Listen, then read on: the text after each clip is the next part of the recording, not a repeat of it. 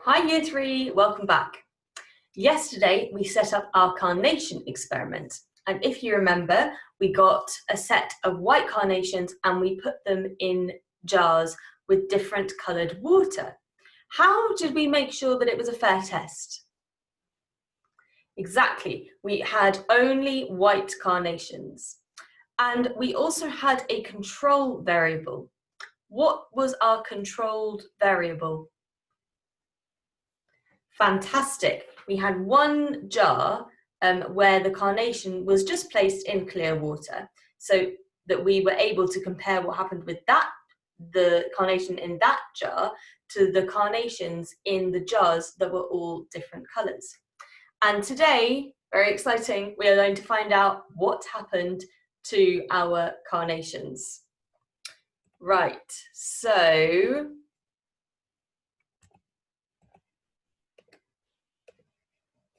here we have the carnation that was our controlled variable. This was the one that we just put in the plain water, in the clear water.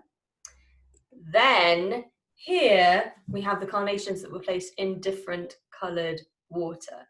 Now, what do you think has happened to the carnations that were in the orange water and in the red water? What were your predictions? Let's see if they were correct. Oh, wow, look at that. So you can see from those petals that, for instance, the one that's in orange water, those petals have turned a bit orange. And you can see similar with the red carnation, those petals have turned a bit red.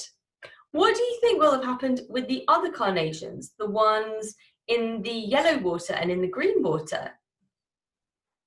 Let's see. Ah, wow, look at those as well. Those carnations that were originally all white, they were originally all the same color, have now turned the shade of the water that they were placed in. So what exactly is going on here? What has happened? Well, what's happened is that the water has clearly moved from the bottom of the jar up through the plant. What's the good word that we used for mood the other day? We talked about it in relation to things moving around London, cars, buses, trains. Exactly, transport. What has happened here is that the water has been transported through the plant. Now, first of all, it's been absorbed. Remember that word absorbed means soaked up. It's been absorbed by the stem, and then does it jump from the bottom of the stem onto the flower? No, it doesn't.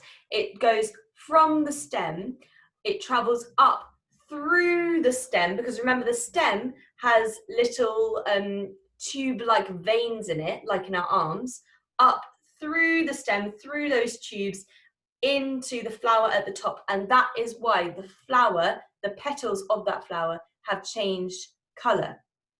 Now, what do you think you would see if you cut the stem of those carnations, the ones that have changed colour?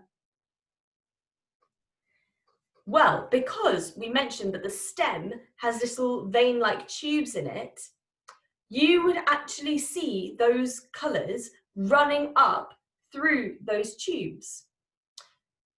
So if you want, you're welcome to try this at home to see if you can get the same effect with those flowers. That would be a really interesting experiment.